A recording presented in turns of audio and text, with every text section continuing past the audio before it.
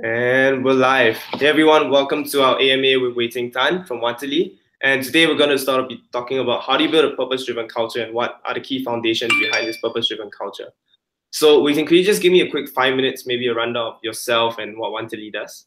Sure. So yeah, my name is WeiTing, and I've been working with startups for quite a while, from quite a range of it, from hardware to medical to hospitality, and I've done quite a various range of roles as well, from marketing to sales to even client success, right? So operations as well. So I get a good understanding of how startups functions, and working with different startups in different countries, you actually get a good sense of the different types of culture and how that affects the company culture as well, and how that affects the performance of the company. So I joined this company called Waterloo about a year and a half ago. Waterloo is originally from Japan, started in 2012, and what it is essentially a social network that connects company and talents based on a common purpose, right? A common mission rather than just salary and benefits. Yeah. Right. So why is creating sort of a culture of purpose important to, say, anyone running a business or startup? What's the importance of the... It's super important to understand what motivates your employees, right?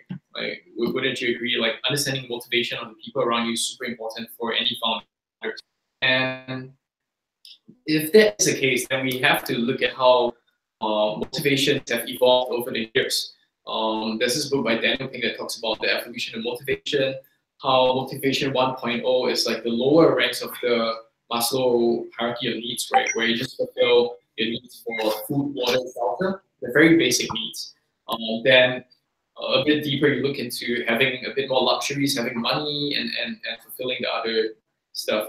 And on the top echelon, which is where we are today, is motivation 1.0, where we are all driven by a very innate desire to perform well. We're driven by a purpose. We look for deeper meanings, right? And if you look at a country like Singapore, most of the generation today has actually come to a stage whereby money might not be the biggest driving force for them, right? Of course, we know that everyone needs money to go on with their lives, but for a lot of them, it's more than just money. It's about what drives me. What do I do here? Do I have a sense of autonomy in the things I do here? Right? Do I learn? Do I grow? Does my work actually matter? Right? Am I one of the 1,000 faces that will never have a voice? Or am I actually doing work that would be out there having impact? Yeah. So when you start to understand the evolution of this types of evolution throughout different generations, you understand what your employees are looking for, and you're in a better place to provide a package where drives them and makes them happy and delivers higher performance for you and your company. Right. So if such a culture is so important, then how do we build a foundation of such a culture? What are some things that maybe we should look out for? Right. So I think that a lot of hiring managers today need to take more time to understand who they're talking to.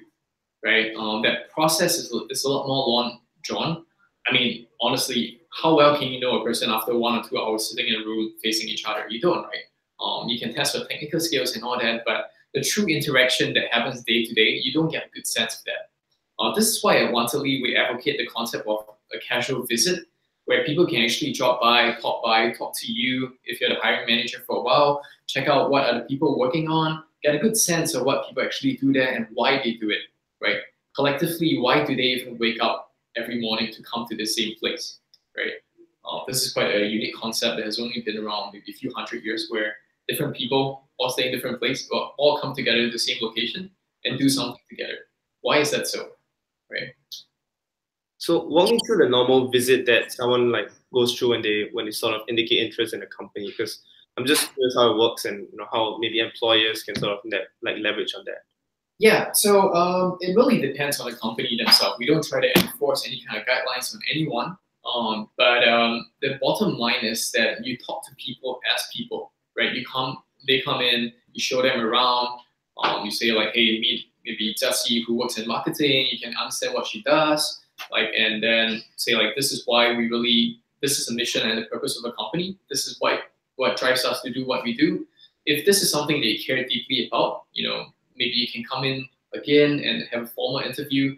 But if you're not, it's fine. You can keep in touch. You never know, right? The hiring cycles nowadays actually change really fast. So it's always good to expand the networks of your company, be it for hiring or for partnerships, right? Just expand that as much as possible. And in the long run, you start seeing the benefits. See. So we have a question from Vidit. And this question is regarding, so how do you make sure the company culture is maintained as it expands to multiple locations and cities? So how does Wantely perhaps solve this problem? That is a really good question. Now we are expanding to quite a few more countries. We have an office in Hong Kong. We're setting up one in Europe really soon, so keep an eye out for that.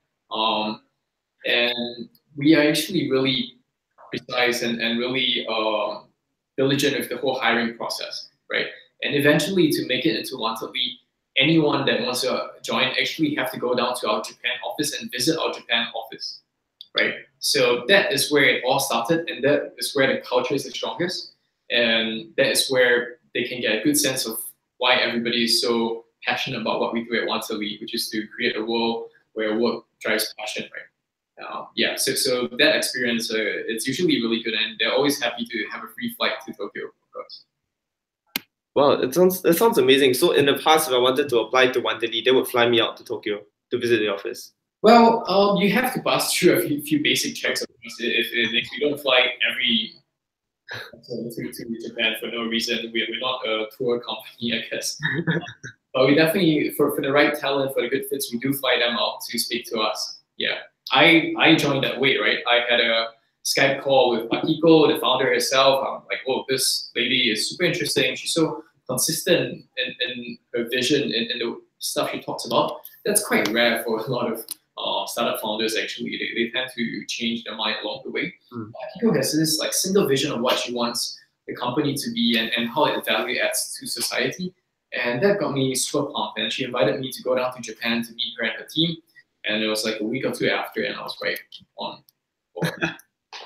So what was it about like Akiko's like maybe vision that really resonated with you? Because I know like you mentioned her being really focused about it. Right. But what was it that really resonated about you that what was it that really sealed the deal for you in a sense? Her consistency was definitely one thing, right? And also she was really audacious. You think about it, Akiko was pretty young as a founder. For a young lady in Japan to lead the team so well. We just IPO'd last year, by the way, in Tokyo. So to lead a company like that, it's amazing. It's actually very inspiring. It actually inspires me to want to do more myself. Yeah. I see. So why do you think culture fit is sort of relevant in fostering like a purpose-driven culture? What do you think? Like, I mean, Wantely, for example, you guys flew people down to ensure people culture fits, right? Right. How do you think like this culture fit is very relevant in fostering a purpose-driven culture in a sense? So can you repeat that or emphasis? So why is culture fit relevant in sort of fostering a purpose-driven culture, right? Because I know Wantely places a very big emphasis on the whole visit concept. So how does this sort of tie into the whole idea of like culture fit and purpose-driven cultures? I think it's important that you have the right culture fit from the start. To me, that is actually the number one criteria we look out for when adding to the team here in Singapore. I think that everybody should have a growth mindset, right? That you're not just who you are when you're born and that's it. You're actually a person with a lot of potential and you can grow and learn as long as you're willing to do so. So if that is established, then we just need to look for people with the right mentality that believe in what we do and share the philosophy. Then that growth, that learning, that training can happen later on. Yeah. Right, I see. So to take it to a flip side, for example, you mentioned that you're looking for people with a growth mindset, right? Right. Sort of the right value. So what are some maybe red flags that you guys look out for when people come to your office to do a visit then? I think that definitely people who are not so, I think a big word we emphasize a lot when hiring is looking for evolvability. People who are willing to evolve into different roles, right? So it's slightly different from adaptability. We've been discussing the difference between the two words a lot. Okay. Yeah. So evolvability is basically like if you can manage to evolve from one role to the other, and how you adjust to that, right? And how well you can perform in a new role. So definitely open-mindedness is something that we look out for. And if you're coming in really close-minded saying that I can't do this, I can't do this, I can't do this, then it's quite a red flag. Yeah. Interesting. So, oh wow. So the whole thing is a very fascinating thing, the idea of adaptability and maybe evolvability. So how do you guys maybe like put that in your day-to-day practices to like maybe as a check, say like, you're adapting, you're no longer evolving. Is there a system in place that you guys do? Because so something interesting we do here is that we actually have a tool IC for whatever KPIs you might have. You actually can pull someone in. It could be from any function. Let's say you're in sales, you can look for someone that's doing content to say, hey, can you be my second in charge for this particular metric, right? So your job is to push me to fulfill that metric and also to learn about my job. And this way, you're kind of like cross-training people without cross-training people. You get what I'm saying? yeah, I do. Yeah. So that's an interesting thing that we do. Yeah, and we are also a very user-focused, user-centric company. We actually talk to our users a lot, right? We invite them down for visits, be it for hiring or just connecting with them, helping them connect with different companies, getting feedback about our products. The interesting thing that happened just this month was that we actually, collectively, the team met 100 users in a month, right? This is on top of all the work they have to do, right? They actually reach out to different WhatsApp users and say, hey, why don't you come by and visit our team and say hi and just chat with us? Give us all the feedback you have, right? This forces the whole team to be the product team, right? Mm-hmm. And we've learned so much from talking to them. We've met really interesting people. Some of them that we're looking to hire, actually, yeah, it's been a good experiment for us. Yeah. So in this sense, do you think that such measures could be a way to sort of emphasize the purpose-driven culture? Of course, of course. It depends on what you're looking for. And we have a list of cultures that we definitely look at. For example, another culture that we care deeply about is putting the team before ourselves. So we actually implemented this thing where at the end of the week and our weekly wrap-ups, we actually do this thing called kudos, your weekly kudos, right? We want to give kudos and thank yous to for helping you out in various things that you've done. And this is a tiny thing. It takes about 2 minutes, right? But actually reinforces that value that, we're doing this together as a team. And truthfully, we can't do it, without the help of the person next to you, to your left and right. Yeah. Right, it's interesting. So how else do you think employers can create more meaningful workplaces for their employees by sort of implementing such measures? What other sort of case studies have you heard of? I think we shouldn't work it. We shouldn't put the horse behind the cart, right? You put horse in front of the cart. Yeah. So you don't go in and brainstorm and say this initiative should be done, that initiative should be done.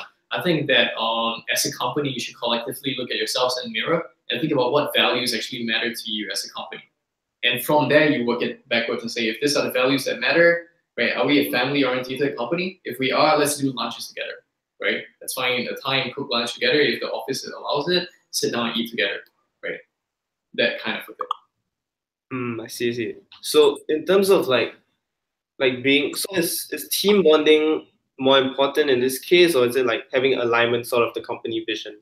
Because those seem to be the two like core values that in this scenario, right? It depends, right? Like I said, like it's about team bonding. You can have regular meals together. If it's about being understanding as a family-oriented company, which a few of the companies on Monthly are, they actually invite their spouses and the kids down together for lunch with them or dinner with them once a week. So the families actually know each other. And that way, it really does feel like one big family. A lot of people say we are one family, but doesn't really feel like that, right? So there are certain companies, really cool companies on Monthly that actually have this practices. Sorry, I didn't hear the last. Monthly sort of what? There are a few companies on Monthly they're hiring that actually cares a lot about family values. And they invite like family members down to have like lunch or dinner together with the rest of the company, right? So that's a way they show that family values are really important for them as a company. Wow, that's quite interesting. Do you have any other like case studies of companies that maybe have like more interesting things that they do to ensure that everyone's on track? Yeah, one of our clients, one of our key clients, Salesville, they are YC backed startup and really cool company, and they have a really casual office environment, they actually do like beer Fridays. Oh, And wow. they invited one of the wanted lead candidates down to join them for beers, and they had so much fun together. He was hired like quite soon after that, and that's why we advocate the concept of casual visit, because this is only in this interactions when having a beer together through like a office, like a Friday beer thing, you actually get to know who they are as a person beyond a piece of paper, beyond what's on written on your resume, right? What do you care about? What drives you? What resonates with you? These are the moments you truly find out. Mm, right. So if we were to maybe think about it from the employee sort of side of view, when they go down for a visit, for example, or they're looking at a potential company, how should they maybe like sort of what sort of red flags should they be looking out for? From the companies or the Employees. employees, right? It's a two-way cycle, two-way street. Right. It's similar to the whole process for the companies where they look at themselves in the mirrors and talk about their own values. Employees or talents or people out there should do the same thing as well, right? You be critical of yourself, think about the things that you truly care about, think about the values you would not compromise about, never ever compromise about, right? First you gotta know what you want, right? Before you can go out and find out what's good for you. So once you've done that whole exercise and you know what you care about, then you go in and you figure out if this company share the kind of values that you have. Are they working towards a mission that you care about? It shouldn't be just about making money, right? Making money is a byproduct of what we do as a company, right? But on the way there to make money, we also provide different types of value for society or for the world, right? And that must be something you care about deeply to drive you for the longer term. Yeah. Right. So in terms of like the values alignment of the individual and the company, do you think that for so like a company, for example, do you think they should review like their values regularly to ensure that everyone's aligned with it in the sense that Sure, for sure. That's something we do from time to time. I just came back from Tokyo. I was there 2 or 3 weeks back, and Akiko and I was just talking about it again. We actually do talk about these things a lot. How we structure teams, how do we look at the values we care about, what kind of traits we look for in people. Yeah, it seems like we actually do talk about it quite a bit. Yeah. really so like how often should a company sort of review these values? Is there like a guideline that you guys have? I don't think it's a guideline, right? I think that this is really subjective. It depends on what types of companies you are, the size of it, the industries you're in. There's a lot of factors, right? You can't simplify this answer into a few minutes here. This is a whole conversation for another time, right? But I think that as a general note, if you're a person running your team or your company, and you talk to people and you feel that sense of values that you care about is being diluted, that's probably time to start reevaluating it if everyone's on the same page or not. So maybe in another case, like a company is expanding, right? And because they're expanding, they're hiring a lot of people at short notice. So in this case, how should a company sort of ensure that everyone's on the right track, especially if you're expanding overseas and there's like cultural differences? How do you ensure that the purpose-driven culture is still like preserved in a sense? I think it's simple, right? You use what you have, you do what you can, right? It really depends on what stage you're at. If you have a chance to, if you have the ability to fly everyone down to the headquarters, do that, right? If you don't have the kind of budget, maybe the founder himself or herself could fly down to different companies and speak to a new team. That's cheaper, but another way to enforce that, right? So every time we launch, Akiko actually go down to each market to talk to the new team that's set up, and that's one way to do it as well. Yeah. Oh. So when Akiko maybe like flies down, right, and she talks and to maybe like every employee, does that affect the whole like company vision? Or is there a way to like tweak it to adjust, or is it more like just ensuring that everyone's like on the same page? I don't think it goes as deep into like alignment of vision or tweaking of vision over like a 1-2 weeks visit. That doesn't happen. I think it's very similar to what we do, which is getting to know people as people. Like the whole purpose of a trip of her coming down is to talk to new employees and say like, hey, like this is who I am, this is why I started this is why I care deeply about it, right? And this is why I'm happy that you're on board. And I want to find out about you. Why do you decide to join? How do you even know about Wantedly as a company?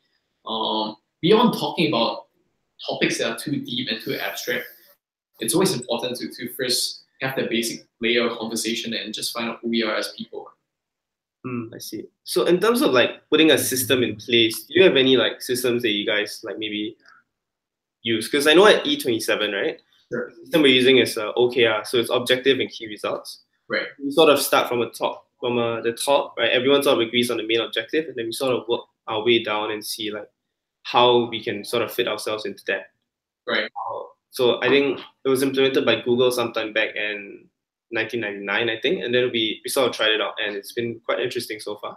So do you like what's your thoughts on maybe like similar systems or on OKRs? So OKR is interesting. OKR is like a new way of looking at KPIs, but I mean this has been done for like a few hundred years. But people do measure what they do and the results of it. So I think you don't need any single one system that is the best, right? It's more of like we do need a system of looking at things. For us as a team, we actually do talk about our bigger goals, what we want to try to achieve. Then strategically, what should we look at to do together to achieve that, and break it down to tactical goals, right? From that on, then we break it down to matrices, and everybody is responsible for their own. And we never ever dictate that this should be the one metric that you look at. It's always an open conversation, right? If you hire smart people, you should trust them. If you don't trust them, why would you even hire them? Right? So if it's a communal effort together, then they can decide like this are the metrics that I care a lot about. And likewise, like what I mentioned earlier, you can pull another person that you trust or you have good relationships with the team to say like, hey, help me out with this. Like I don't need you to do anything. You can just push me into me more support, or like I actually need you to do work for me. That kind of a thing. Right. And we actually are very transparent with our matrices in the team. Everybody knows what everyone else is doing or achieving. We have kickoffs in Monday morning to talk about what we're going to do in the week, and then wrap ups on Friday evenings to actually say like, hey, how this week has gone, what are the highlights and lowlights. These are the things that I learned this week. This is what I need help. If anyone can help me, and these are the kudos I have for maybe this person or that person to help me out. And this is like a very basic structure that we have in terms of like keeping everyone aligned. But all of these things at the wrap-ups, it's not a must to say that you learned something or you want to thank someone if you don't have it. It shouldn't be forced. It should be very natural. Yeah. So to a certain extent, company culture is more of like something you should try to. Let me rephrase the question. Sure. Say I'm I'm the leader of a company, right? And I want my company to transition to a more purpose-driven culture. So should I let it maybe like be a bit more organic in the sense that I slowly nudge them, or should I be like, let's implement the system now and let's like just make it, because one is a very like top-down approach, the other one is more like trying to get it to evolve slowly, more organically. So like which one would you suggest for a startup especially? So you say you want to transition to a more what? I missed you there. So my question was, if I'm a company, right, and now I want to transition to a more purpose-driven culture. Sure. So now, because I realized that that's something that's good for the company. So should I force it like top down and say, let's implement this system now and sort of like manicure the whole thing, or should I slowly nudge people like more organically? Because one is like top down, the other one is like trying to take a more organic approach. So I'm just curious to hear your thoughts on how like they should approach it. Yeah, again, this is one of those things. I think life is interesting and complex because there's usually no right or wrong answers in many situations, right? Many things in life is not black and white. There's like 1,000 shades of gray in between, and it really depends on who you are, what are the people you're working with. You can even boil this question down to, should I micromanage a bit more, or should I let them do what they do? Right? It depends on what your company does. The people in your team, are they all 18-year-olds or are they all like 45-year-olds, right? And depending on the kind of team you have, you really have to adjust your methods. That is the key role of leader.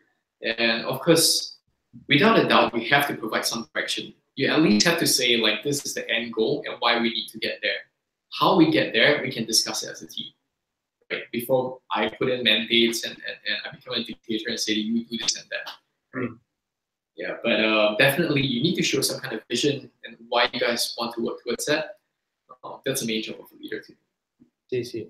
So do you have any like maybe resources that you would recommend like people check out if they're trying to like learn about company culture? Are there any good blogs, any books that they should read? Wow, this is a good question, but really broad as well. There's so much resources out there. But for me, I think Daniel Pink's book on motivation definitely. I think it's called Drive, right? It's called Drive, and that's I think one that any founder, hiring manager, startup employee can read. It usually helps your work when you understand the people around you and what they're driven by. Right. Okay. How do you spell Daniel? Daniel? Sorry, what's Pink? Daniel B? Pink, P-I-N-K. P-I-N-K. Daniel Pink Drive. It's Drive, the surprising truth of what motivates us. Is that the book? Yeah. I think if you understand the underlying motivations of why we act, you can actually influence that act towards a desirable outcome for you and your team. Yeah. Right. So I think like there aren't any more questions that people have. So I think we can call the AMA here. So if people want to maybe like try out like Wantedly, how should they go about doing it? If you're looking for a job, just download the app, go to your website, sign up. It's super easy. One interesting fact that we haven't released the news yet, but we actually reached 1,000 companies in Singapore already in under a year of opening in Singapore. That's a fact we're really proud of. That means that there's a lot of interesting options out there for talents to work with really open-minded companies, really interesting companies. They should really visit them and showcase themselves. Yeah, that's for the users. And of course, as a hiring manager, you can reach out to me directly. My email address is just WeiTing, my name, at wantedly.com. I'll reply to each one of them. Yeah. Right, all right. So thank you so much for the AMA, and I think we just call it, Awesome, thank you. Okay.